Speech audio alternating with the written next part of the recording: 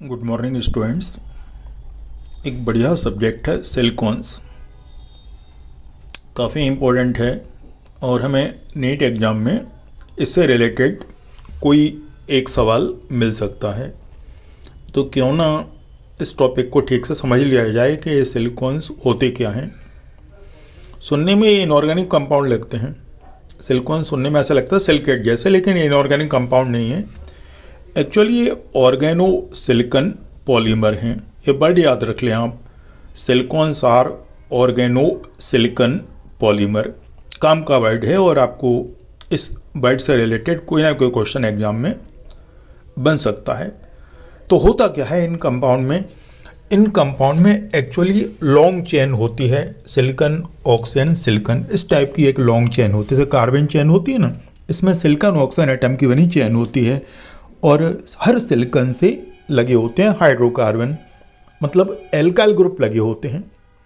ये ध्यान रखना है कि सिलिकन के साथ क्या लगे होते हैं, एल्काइल ग्रुप, कोई ना कोई हाइड्रोकार्बन ग्रुप सिलिकन से लगा होगा। तो ये होता है सिलिकन में। तो सिलिकन के लिए याद रखें, they are organo silicon polymer. Silicon oxygen silicon इनकी बैकबोन होती है और सिलिकन से लगे होते हैं एल्काइल ग्रुप। सिलिकॉन को बनाने के लिए रॉ मटेरियल क्या है और इनको बनाने की प्रोसेस क्या है, ये सवाल भी आ सकता है कि ये किससे बनाए जाते हैं और कैसे बनाए जाते हैं। तो इनको बनाने के लिए हम लेते हैं सिलिकॉन टेट्राक्लोराइड के एल्काइल डेरिवेटिव। सिलिकॉन टेट्राक्लोराइड के एल्काइल डेरिवेटिव लिए जाते हैं और उन्हें बोलते हैं एल्काइल क्लोरोसिलेन। उन डेरिवेटिव को एल्काइल क्लोरोसिलेन कहते हैं। तो प्रोसेस होती है, पहले उनका हाइड्रोलिसिस करते हैं और बाद में उनका पॉलीमराइजेशन। तो ये लाइन याद रख लें कि एल्काइल क्लोरोसिलेन का हाइड्रोलिसिस करेंगे और फिर पॉलीमराइजेशन कर देंगे तो बन जाएंगे सिलिकॉन्स, तैयार हो जाएंगे। अभी एल्काइल क्लोरोसिलेन का फार्मूला क्या होता होगा? तो एक्चुअली ये 4 टाइप के होते हैं, mono alkyl chlorosilane, di alkyl chlorosilane, tri alkyl chlorosilane और tetra alkyl silane. Tetra alkyl को यूज नहीं किया जाता, बाकी 3 यूज किए जाते हैं। ये याद रखना है कि हम 3 ही यूज करते हैं, mono alkyl chlorosilane, di alkyl chlorosilane और ट्राई एल्काइल क्लोरोसिलेन। अब इनमें सबसे ज़्यादा कौन यूज किया जाता है? इनमें सबसे ज़्यादा यूज किया जाता है डाई एल्काइल क्लोरोसिलेन और इसी का हम हाइड्रोलिसिस करके और फिर पॉलीमराइज कर देते हैं इसको, तो लॉन्ग चेन बन जाती है। डाई एल्काइल क्लोरोसिलेन को यूज करते हैं लीनियर सिलिकॉन बनाने के लिए। लीनियर माने जो फाइबर की तरह होते हैं, इस टाइप के सिलिकॉन बनाने के लिए डाई एल्काइल क्लोरोसिलेन यूज करते हैं।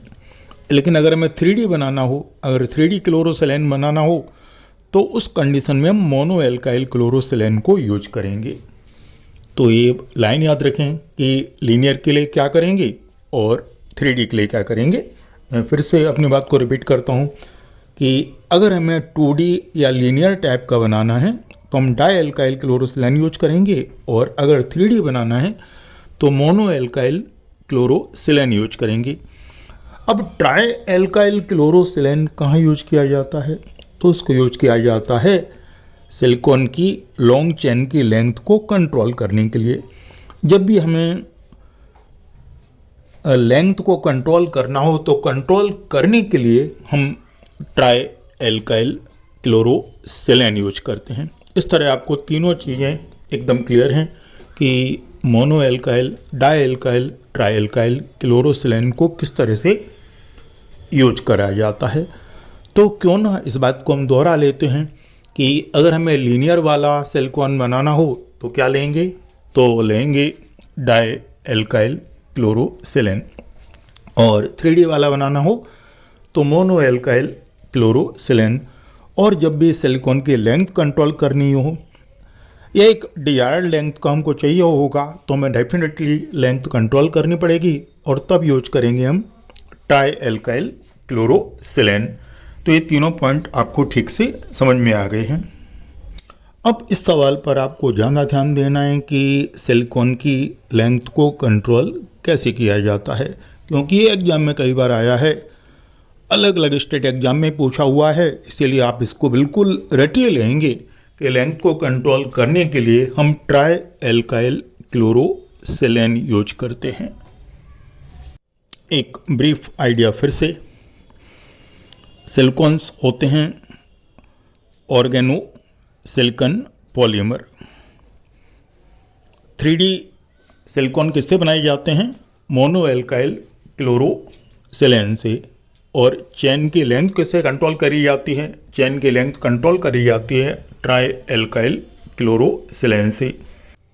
सिलिकॉन अब हमारी डेली लाइफ का हिस्सा बन गए हैं। किचन में काम में आने वाले, ड्राइंग हॉल में यूज होने वाले ज़्यादातर एप्लायंसेस आजकल सिलिकॉन के बनाए जाते हैं।